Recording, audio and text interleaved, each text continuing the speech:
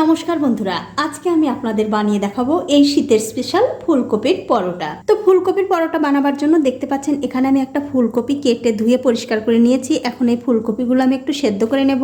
কপিগুলো সেদ্ধ করার জন্য দেখতে পাচ্ছেন আগে থেকে আমি একটা কড়াইতে জল গরম করতে দিয়েছিলাম। জলটা যখন ভালো করে গরম হয়ে যাবে তখন এর মধ্যে কপিগুলো দিয়ে দিতে হবে। তাই বন্ধুরা, এই কপিগুলো কিন্তু সেদ্ধ করে একদম নরম করে ফেলা যাবে না, একটুখানি কিন্তু শক্ত শক্তই রাখতে হবে। দেখুন ফুলকপিগুলো কিন্তু আমি ভালো করে সেদ্ধ করে নিয়েছি। আর দেখতেই পাচ্ছেন ফুলকপিগুলো কিন্তু আমি একদম সেদ্ধ করে গলে ফেলিনি, সামান্য একটু নরম হয়েছে। এই পর্যায়ে কিন্তু তুলে নিতে হবে।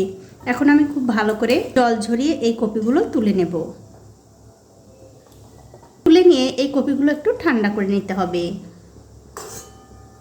ওদিকে ফুলকপিগুলো ঠান্ডা হতে হতেই বন্ধুরা এদিকে আমাদের যা করতে হবে, পরোটার জন্য ময়দাটা মাখিয়ে নিতে হবে।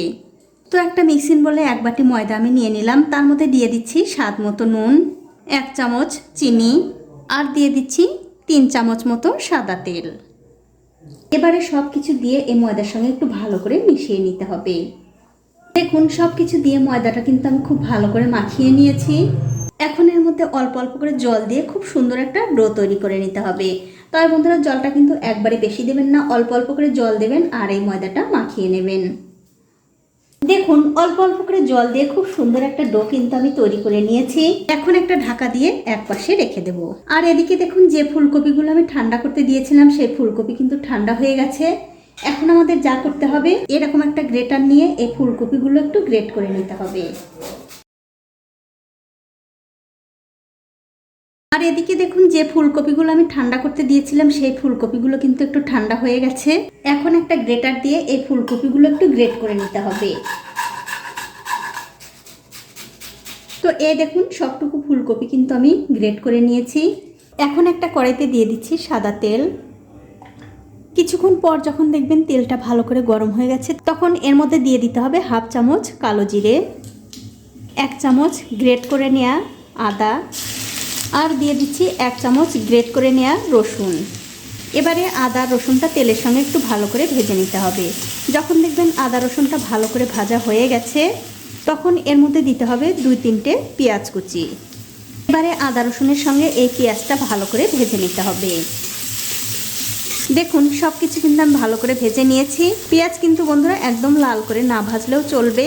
এখন আমি এর মধ্যে দিয়ে দিচ্ছি স্বাদ মতো নুন, 1/2 চামচ জিরার গুঁড়ো, সামান্য একটু লঙ্কার গুঁড়ো, আর দিয়ে দিচ্ছি হলুদের গুঁড়ো।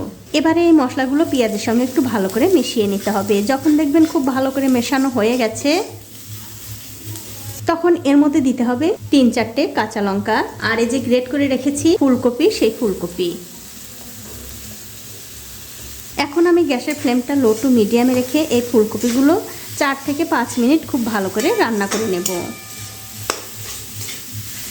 দেখুন 5 মিনিট সময় ধরে এই ফুলকপি কিন্তু আমি খুব ভালো করে রান্না করে নিয়েছি। এখন আমি এর মধ্যে দিয়ে দিচ্ছি একটু ধনেপাতা কুচি, আর দিয়ে দেবো একটু গরম মশলার গুঁড়ো। এবারে ধনেপাতা আর গরম মশলার গুঁড়োটা এই ফুলকপির সঙ্গে ভালো করে মিশিয়ে দিয়ে আরও 2 থেকে 3 মিনিট আমি রান্না করে নেব। দেখুন আরও 2-3 মিনিট সময় ধরে এই ফুলকপি কিন্তু আমি খুব ভালো করে রান্না করে নিয়েছি। এই ফুলকপির পুরটা কিন্তু হয়ে গেছে। এবারে গ্যাসের ফ্লেমটা বন্ধ করে দিয়ে এই ফুলকপিটা একটু ঠান্ডা করে নিতে হবে। এবারে যে ময়দাটা মাখিয়ে আমি ঢেকে রেখেছিলাম তার উপর থেকে ঢাকাটা তুলে নিলাম। তুলে নিয়ে এই ময়দাটা আমি আবার একটু ভালো করে মাখিয়ে নেব। দেখুন ময়দাটা কিন্তু আমি আবারও খুব ভালো করে মাখিয়ে নিয়েছি। এখন আমি এখান থেকে একটু বড় বড় করে লেচি কেটে নেব। তো সবগুলো লেচি কিন্তু আমি কেটে নিয়েছি। এবারে একটা লেচি নিয়ে হাত দিয়ে খুব ভালো করে গোল করে নিতে হবে। গোল করে নেওয়ার পর এই লেচিটা একটু বাটির মতো করে নিতে হবে, মানে মাঝখানে একটু গর্ত করে নিতে হবে। দেখুন ঠিক এরকম করে। তারপর হাতের ওপরে নিয়ে এই যে আমি ফুলকপির পুরটা বানিয়েছি সেই পুরটা মাঝখানে দিয়ে দেব।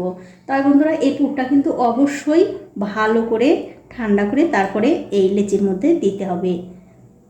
তবে একবারে খুব একটা বেশিও দেওয়ার দরকার নেই, পরিমাণ মতো দিয়ে এই মুখটা খুব ভালো করে বন্ধ করে দিতে হবে। দেখুন ঠিক এরকম করে মুখটা বন্ধ করে আবারও হাত দিয়ে খুব ভালো করে গোল করে নিতে হবে। দেখুন এটা কিন্তু হয়ে গেছে, এটা আমি রেখে দিচ্ছি। আর এই একই রকম করে কিন্তু সবগুলোর মধ্যেই পুর ভরে নিতে হবে। দেখুন এক এক করে কিন্তু আমি সবগুলোর মধ্যেই পুর ভরে নিয়েছি। এখন আমি এই লেচিটা বেলে নেব। তবে লেচিটা বেলার সময় অবশ্যই সামান্য একটু ময়দা দিয়ে তারপরে এই লেচিটা বেলে নেবেন। আমি হাত দিয়ে একটু চ্যাপটা করে নিচ্ছি, তাহলে বেলতে একটু সুবিধা হবে। এবারে খুব হালকা হাতে এই লেচিটা বেলে নিতে হবে। খুব একটা চাপ দিয়ে কিন্তু বন্ধুরা বেলা যাবে না, তাহলে ফেটে কিন্তু পুরটা বেরিয়ে আসতে পারে।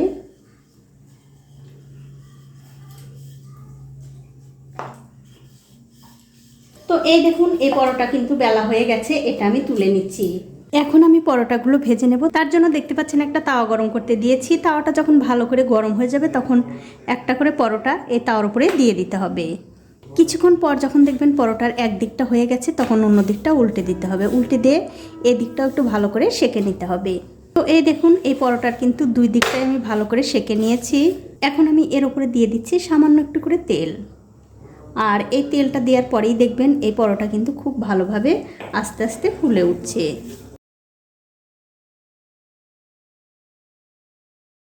আমি এদিকটাও একটুখানি তেল দিয়ে দিচ্ছি। এবারে উল্টে পাল্টে দুই দিকটাই খুব ভালো করে সেঁকে নেব। দেখুন পরোটাটা কিন্তু আস্তে আস্তে কত সুন্দরভাবে ফুলে উঠছে। দেখুন পরোটা কিন্তু কত সুন্দরভাবে ফুলে উঠেছে। আর এরকম করে একটু উল্টে পাল্টে লাল লাল করে ভেজে নেব।